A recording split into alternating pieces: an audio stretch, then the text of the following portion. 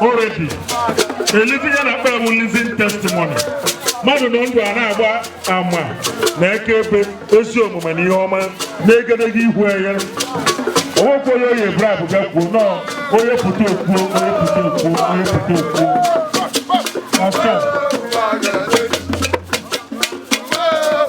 that is the other thing I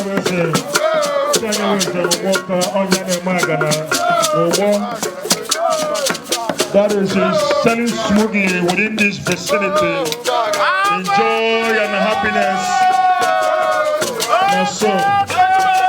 On a beacon and do elders. On a beacon and do Kenya. On a beacon and do Kenya. On a beacon and do Kenya. On a beacon and do elders.